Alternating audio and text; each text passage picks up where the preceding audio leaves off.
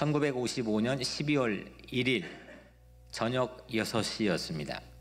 저 남쪽에 알라바마주에 몽고메리 시가 있는데 거기에 클리브랜드 애베뉴에 한 여인이 서 있었습니다. 그의 직업은 재봉사였는데 조그마한 백화점에서 하루 종일 이른 아침부터 저녁까지 재봉사 일을 했습니다. 그날 또 여느 날과 다르게 똑같이 피곤한 몸을 이끌고 퇴근해서 집으로 가려고 버스를 기다리고 있었습니다. 그리고 2857번 버스를 탔습니다. 그는 버스 중간 정도 좌석에 앉았습니다.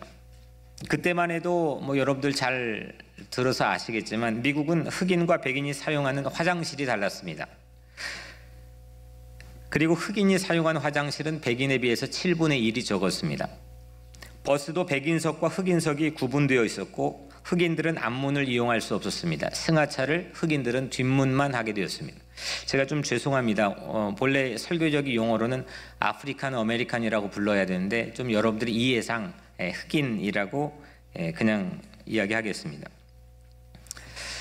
만일 백인석이 꽉 차가지고 버스 안에 백인석이 꽉 차서 더 빈자리가 없을 때 또 다른 백인이 탔을 경우엔 중간석에 앉아있는 흑인은 일어나서 뒤쪽으로 가야만 했습니다. 이게 당시의 상황이었는데 지금은 상식적으로 생각하기도 끔찍하고 상식적으로 상상이 잘 되지 않는 그런 상황입니다. 그날 1955년 12월 1일 6시를 좀 넘겨서 그 버스를 기다렸던 한 여인, 흑인 여인이 그 버스에 탑승했습니다. 그 중간 정도의 자리에 앉았는데 그 여인의 이름이 로사 박스입니다.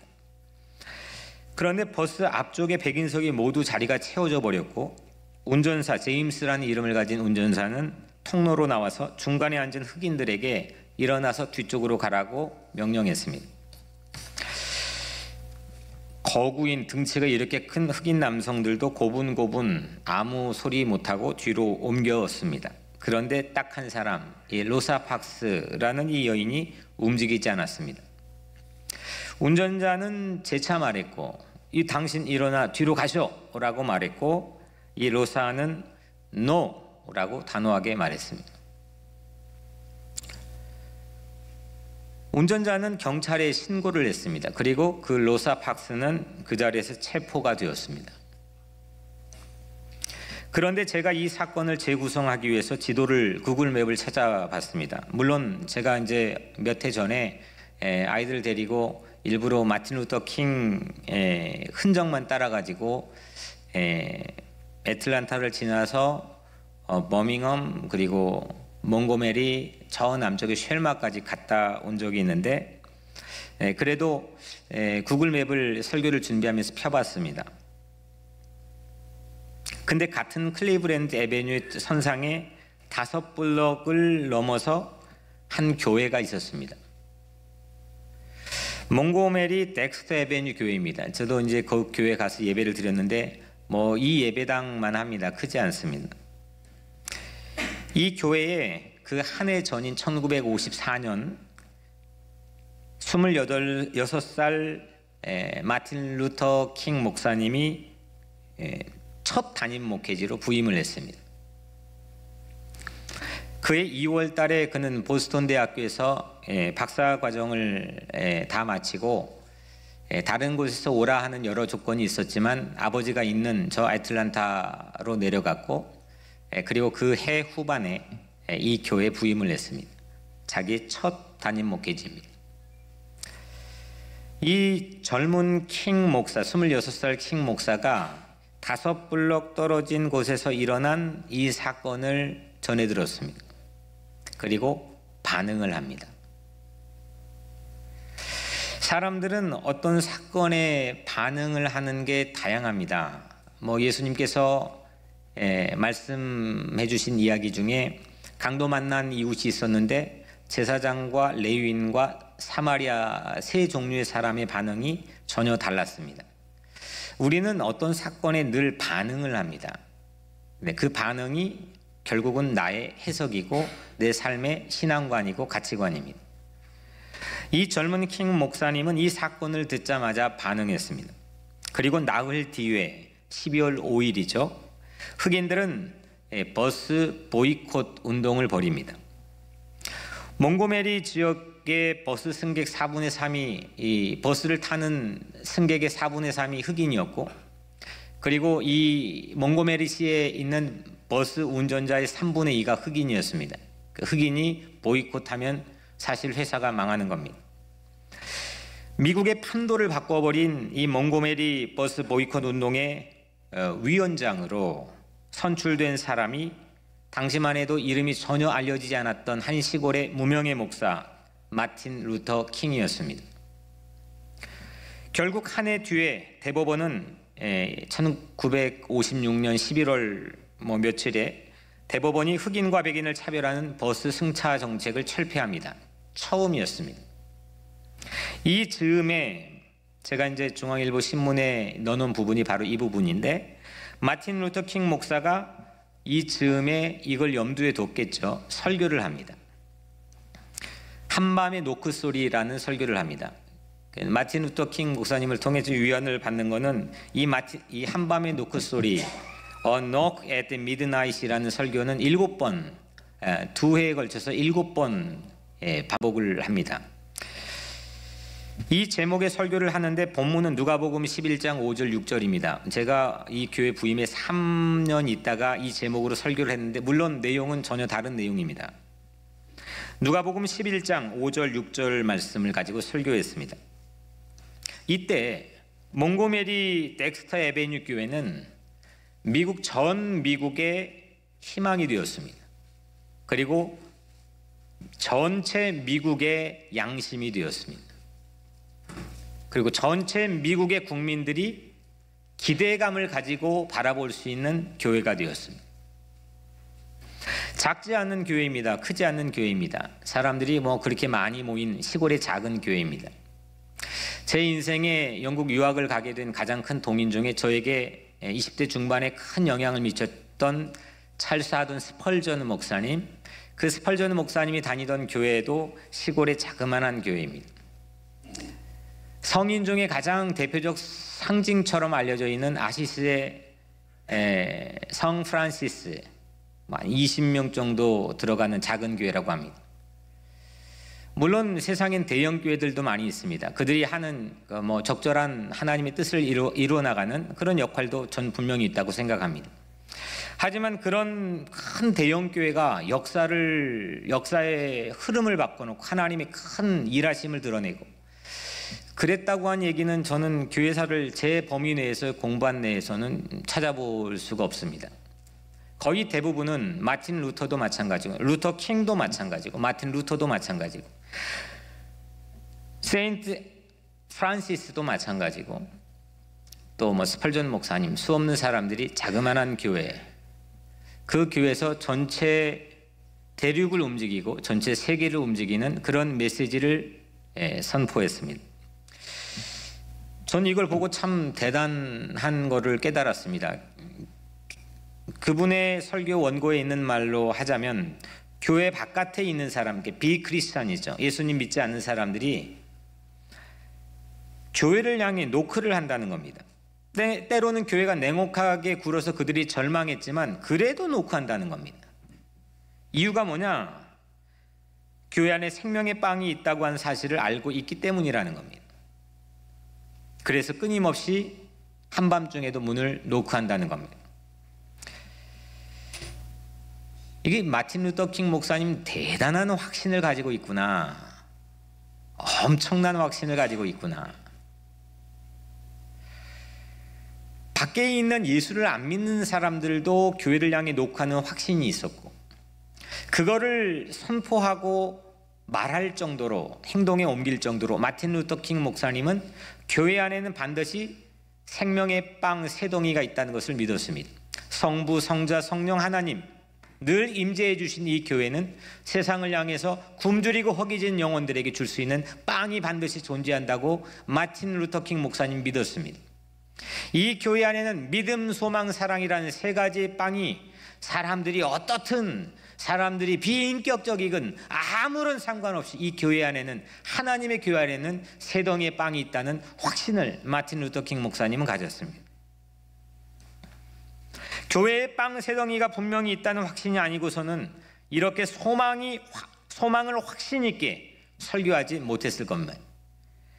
1955년 로사 박스 여사로 촉발된 이 버스 보이콧 운동에 처음 역사에 얼굴을 내민 고작 26살 이 킹 목사는 그 이후에 백인 우월주의 총탄에 암살되었던 39살까지 13년 동안 공적 생애 퍼블릭 라이프를 삽니다.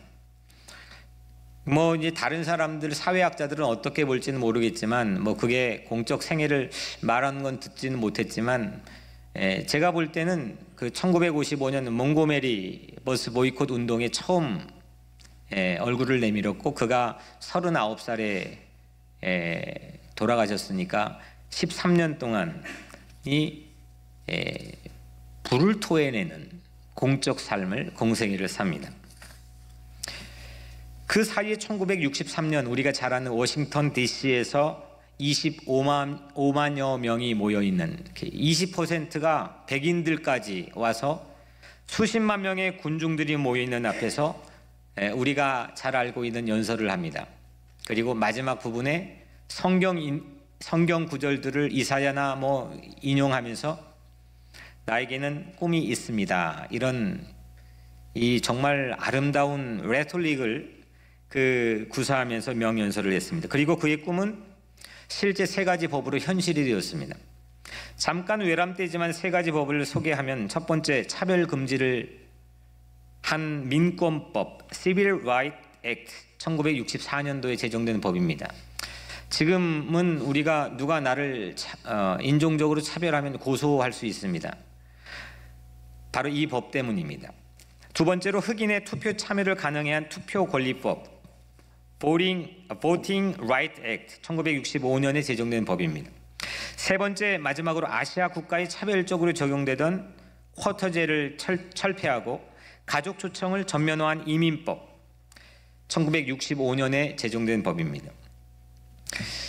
당시만 해도 이 미국의 이민이 오는 99.1%가, 이건 우리 오래 산 분들도 잘 모르는 얘기인데, 제가 이민자 보호교회 섬기면서 공부하면서 한 얘기입니다. 당시 1965년 전만 해도 미국 이민의 99.1%는 북유럽의 백인들에게 할당되었습니다. 그래서 남미나 아니면은 남유럽이나 아프리카는 말할 나위 없고요. 또 아시안들, 미국에 공식적으로 이민을 올 수가 없습니다. 물론 우리 조태한 장님 1963년도에 오셨는데 유학생으로 오신 거니까. 그러니까 이민 쿼터제로 들어올 수 있는 거는 방법이 없던 시절입니다. 그럼 오늘 이제 설교의 본문으로 들어서 제 마음속에 있는 아주 강한 질문, 오랫동안 있는 질문입니다. 26살이면 우리 예인자매 몇 살입니까? 23. 그래도 더 어려서 다행이네. 26이면 정말 어린 나이 아닙니까? 그리고 노벨 평화상을 받고 39에 암살되기 직전까지 13년 동안, 이 짧은 시기 동안 그는 정말 자기 몸을 불처럼 던지면서 미국의 판도를 바꿔놨습니다. 무엇이 이걸 가능하게 했을까? 이건 물어봐야 되지 않겠습니까? 무엇이 이걸 가능하게 했을까? 사회학자나 정치학자들, 여러 가지 역사학자들은 나름대로 원인을 찾습니다. 저는 그게 일면 타당한 얘기 같기는 하지만 제 마음에 흡족한 답을 제공해 주진 않았습니다. 무엇일까? 무엇이 그 청년을 그렇게 모든 일들을 능히 가능하게 만들었을까? 첫 번째, 연민입니다. 연민, 불쌍하게 여기고 가련하게 여기는 마음입니다. 흑인을 불쌍하게 여기고 가련하게 여기는 긍휼의 마음, 그 긍휼의 파워가 이 마틴 루터 킹 목사님 마음에는 꽉 차 있었습니다. 물론 자신도 흑인이지만 그는 그래도 어느 정도 안정적인 목사님의 자녀로 태어나서 박사 과정까지는 마치고 이제는 앞길이 가만히 있으면 확 열려져 있고 개런티가 돼 있는, 보장되어 있는 삶이었습니다. 그런데 자기 옆에서 고통받고 있고 차별받고 있고 고난받고 있는 그 끔찍한 현실을 그냥 지나칠 수가 없었습니다. 왜냐? 이걸 물어봐야죠. 왜냐? 기도 많이 했다. 뭐 여러 가지 답이 있겠지. 왜냐? 그 마음속에는 연민 때문입니다. 흑인들의 고통을 함께 아파하는 마음, 함께 아파하는 공감의 마음. 킹 목사의 연민과 공감은 그러면 어디로부터 왔느냐? 임마누엘 예수 그리스도로부터 왔습니다. 킹 목사는 흑인들의 고통을 외면하지 않고 마지막 암살당했던, 총을 맞고 암살당했던 장소도 멤피스, 테네시주의 멤피스 청소 노동자들, 그 어린 청소하는 노동자들이 모여있는 그 모임에 참석한 자리에서 총을 맞아서 암살당했습니다. 그는 13년 동안 고통받고 차별받고 억울하게 있는 억눌린 모든 자리에 찾아갔습니다. 킹 목사의 꿈은 차별받는 흑인들의 억울함을 공감하는 것으로 채워졌습니다. 흑인들은 그를 바라보는 것만으로 위로를 받았습니다. 내 편이 있다고 하는 생각 때문에 흑인들은 그를 쳐다보는 것만으로도 힘을 얻었습니다. 연민이 없는 꿈은 아름답지 않습니다. 추할 수가 있습니다. 연민이 없는 꿈은 고립됩니다. 연민이 없는 꿈은 이기적일 수 있습니다. 연민이 없는 꿈은 활력을 갖추기가 매우 쉽지 않습니다. 그러나 연민과 긍휼 그리고 공감이 있는 꿈은 능력이 있습니다. 연민은 어디에서 비롯되느냐? 어떻게 연민을 할 수 있느냐? 관심입니다. 관심에서 연민이 생깁니다. 관심과 관찰이 없이는 절대 연민이 자라날 수가 없습니다. 아파하는 사람들을 향한 관심과 관찰, 외로운 사람을 향한 관심과 관찰, 혼자 있는 사람들을 향한 관심과 관찰, 부모를 잃은 고아를 향한 관심과 관찰, 자녀를 잃어버린 부모를 향한 관심과 관찰, 죄악 가운데 괴로워하고 고통하고 애통해야 하는 사람을 향한 관심과 관찰. 이게 예수의 연민이었고 그 예수의 연민이 곧 마틴 루터 킹 목사의 연민을 성장시켰습니다. 가난한 자를 향한 연민, 가난한 자를 향해서 관심과 관찰을 한 사람, 그 사람을 향해서 연민을 갖는 사람, 그러면 그 사람은 빈곤 퇴치에 대한 열정과 꿈을 갖게 됩니다. 포로된 자, 갇혀있는 자를 향해 공감을 갖는 사람은 그 사람의 발길이 감옥을 향하게 됩니다.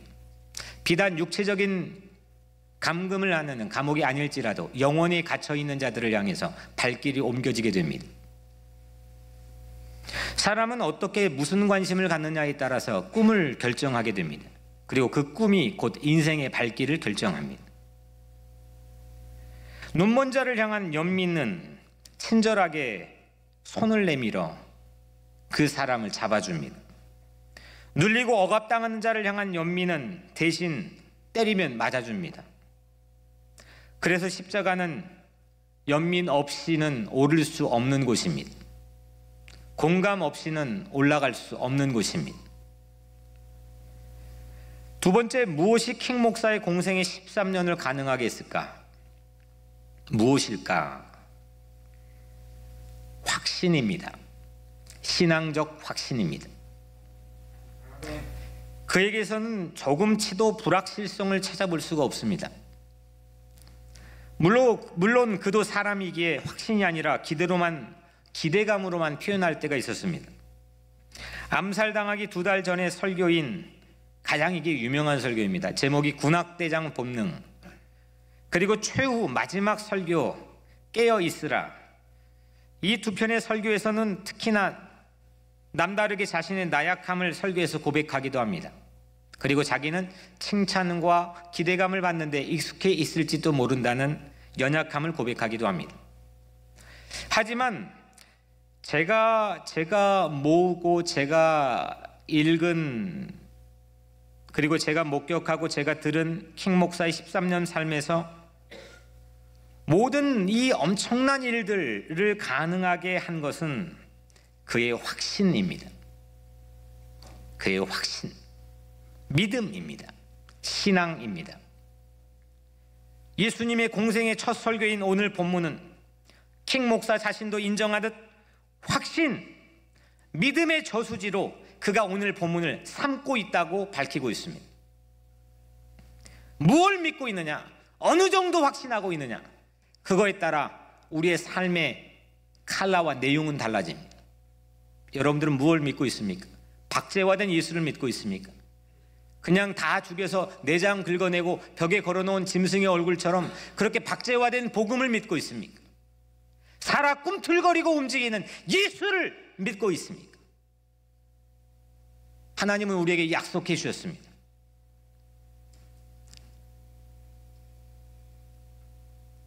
우리 보고 담대하라 했습니다. 그리스도께서 세상을 이기셨기 때문에 우리에게 담대하라 했습니다.